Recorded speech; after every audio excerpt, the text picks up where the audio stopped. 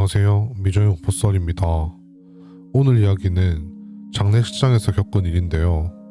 어떤 사연을 겪으셨는지 지금 바로 시청해 보겠습니다. 이야기 시작합니다. 저는 부산에 거주 중인 20대 남자입니다.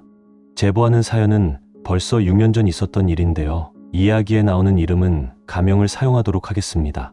당시 저는 대학생이었고 친구들과 PC방에서 게임을 하고 있었습니다.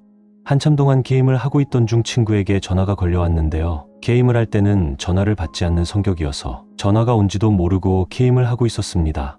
잠시 후 옆에서 게임을 하던 친구가 전화를 받았고 친구는 깜짝 놀란 표정을 지으며 침착하게 전화를 받더군요. 저는 게임을 하며 무슨 일이 생겼나 싶어 친구를 바라보았고 잠시 뒤 전화를 끄는 친구는 저를 보았습니다. 그리고 은준이가 방금 세상을 떠났다고 했습니다.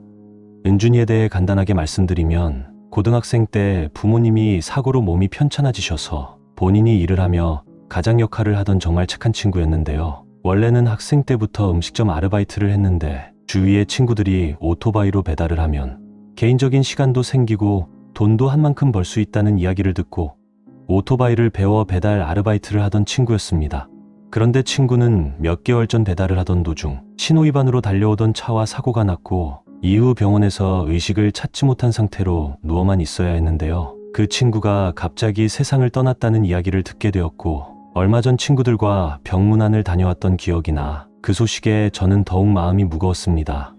저와 은준이는 중학생 때부터 친하게 지낸 사이여서 은준이의 부고 소식은 정말 충격적이었는데요. 은준이의 부고 소식을 들은 저와 친구들은 늦은 시간이었지만 은준이가 있는 장례식장으로 달려갔습니다. 장례식장으로 들어가니 다른 사람의 장례도 진행 중이어서 혼잡했고 그중 고인 이름에는 은준이의 이름도 올라와 있더군요. 이름을 보고 눈물을 보이는 친구도 있고 한편으로는 허탈한 마음으로 아무런 말도 못하고 넋을 놓은 친구도 있었습니다.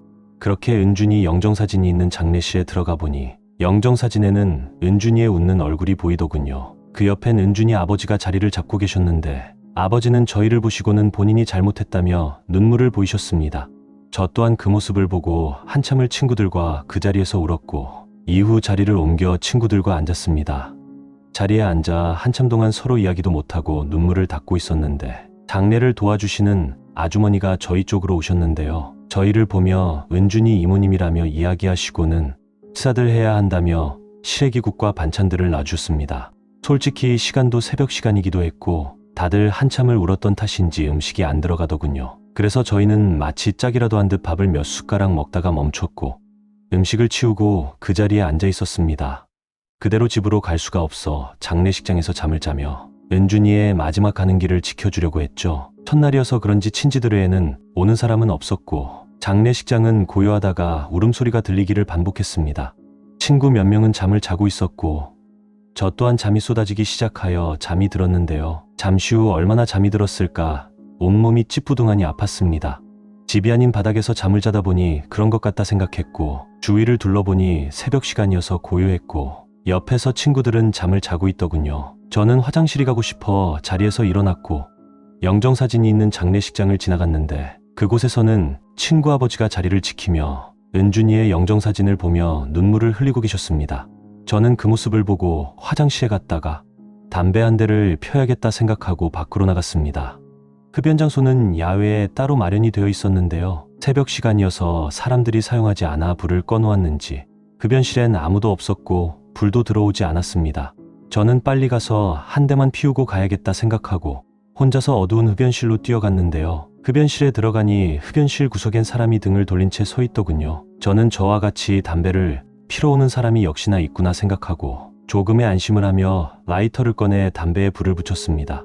불을 붙이면서 옆에 있는 사람을 힐끗 보았는데 그 사람은 가만히 서 있는 상태로 아무것도 하지 않고 한 곳을 응시하고 있었는데요. 저는 이곳이 장례식장이라는 특정한 장소여서 잠시 마음을 추스리러 왔나 생각했습니다.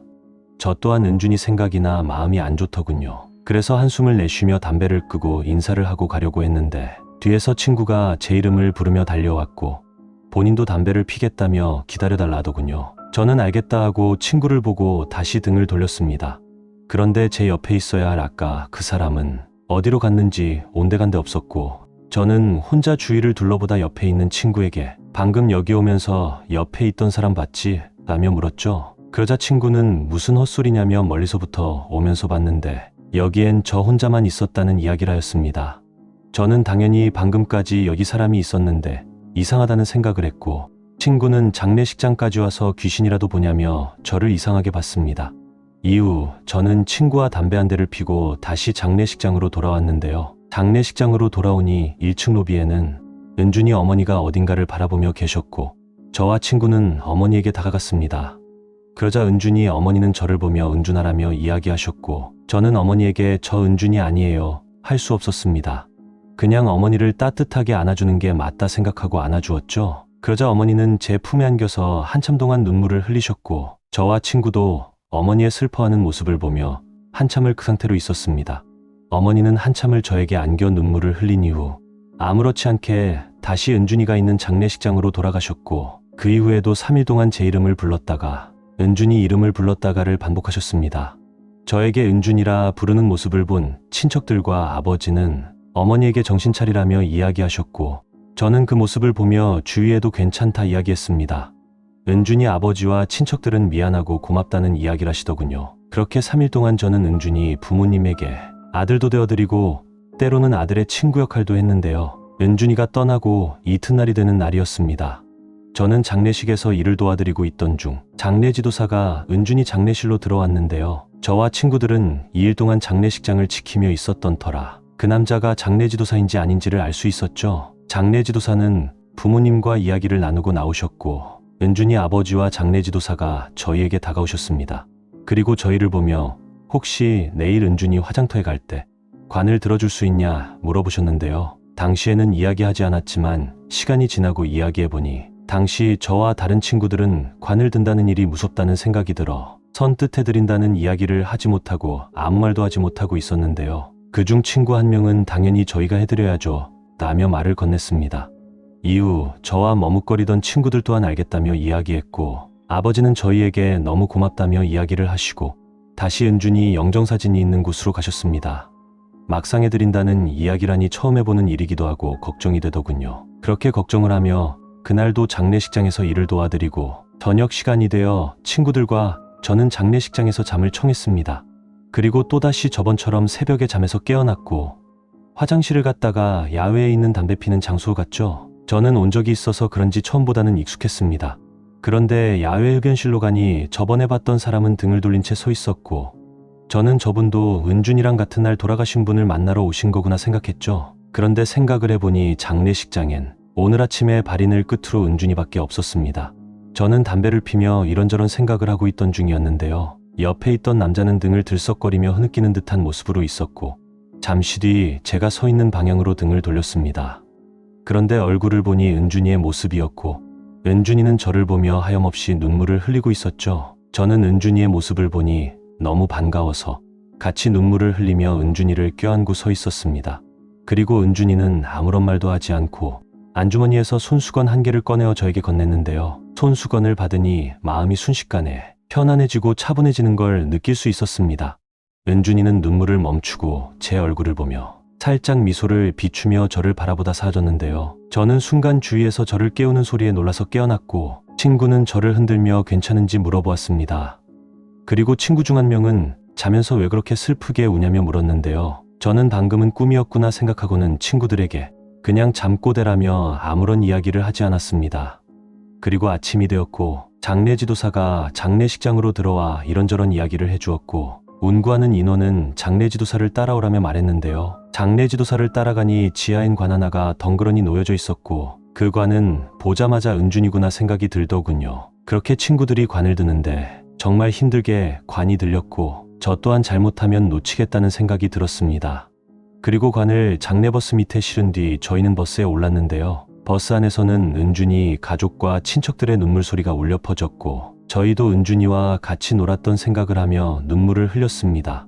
그러던 중 친구들은 하나둘 잠에 들었고 저는 순간 은준이와 처음 만났을 때와 20살이 되었을 때 같이 놀았던 기억이 머릿속에 지나갔고 순간 울음이 터졌는데요. 한참 나오는 소리를 꾹꾹 참으며 눈물을 흘리고 있는데 제 옆에서는 누군가 손수건 하나를 건넸습니다.